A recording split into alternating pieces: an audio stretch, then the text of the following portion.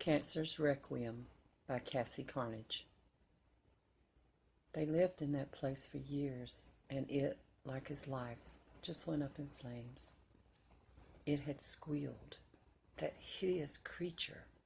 It screamed as it burned to ash.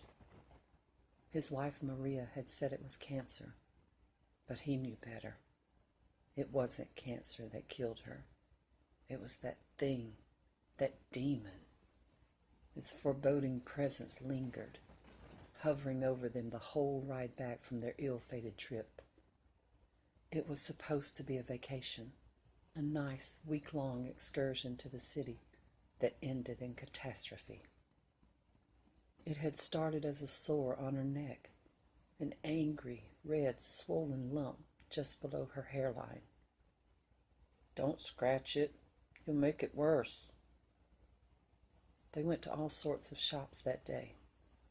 Later at night, he'd revisit them in his mind, retreading the places where they were last, just as he always did when he had lost something important, trying to find where she had lost her life.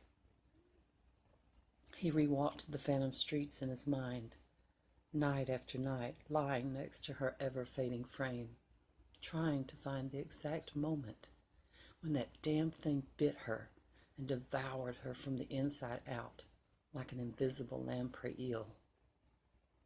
They spent her last winter putting things in order. First the furniture, then her clothes, then the pots and pans, the books, the cluttered pile of things that was their life together.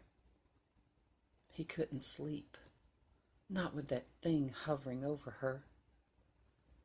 Maria clung to her life until her strength ran out, until that damn thing drained her dry.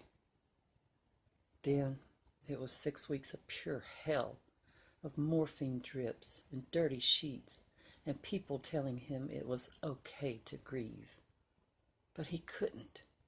She was his life. And now she was gone.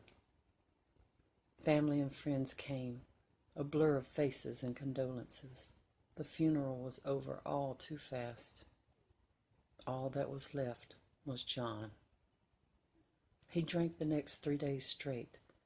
The love of his life, his anchor, was gone, devoured, chewed up and spat out.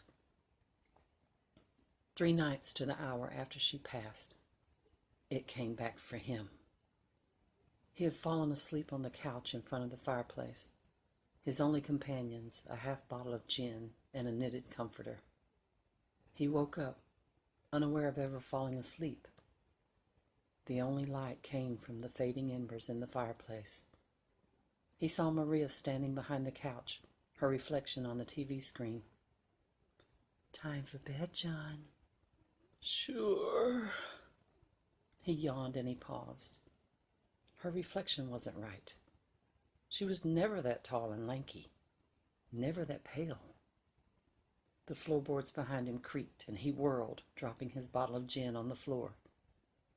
They stood staring at one another like startled deer in headlights, him standing there, clutching Maria's knitted comforter to him like armor. It stood just feet away, both of them waiting for the other to make the first move. It stood on backwards bending legs. It had hands with 3 hideous, rusted, hypodermic needle fingers. He could see its ribs and collarbone, even hip bones. A long neck craned up and back like a question mark.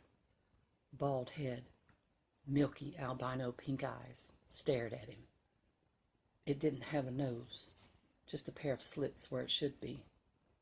Long, spindly arms hung down to its feet, the needle fingers lightly scraping the wood floor as it waited for him to move. John's heart pounded in his ears. His body felt like ice. He was right. All along. It wasn't cancer. It was a demon. The TV screeched to life and the picture burst into snow. The sound made him jump. Then it was gone, leaving no sign of its presence, as though it had never even been there. He scratched the back of his neck, telling himself that it was just paranoia that made it itch. It had to be. The thing didn't get close enough to touch him. It couldn't have. He checked the back of his neck every morning after that, waiting for the red lump to rise up and signal his imminent death. It came back 3 days later. He was in the front room tending the fire. The back screen door whined as it opened and slammed shut. The floorboards creaked behind him. He tightened his grip on the heavy metal poker and spun around. It was closer than he thought. He swung the poker and it batted it away. He tried to push past the thing, but it was too fast. It grabbed him, slammed him down, and pinned him to the floor. Its needle fingers wrapped around his throat. The sharp, pointed ends were about to push into the back of his neck when Maria rose up over them, wielding the fire poker like the sword of an avenging angel. She skewered the damn thing through the head. The poker barely missed hitting him.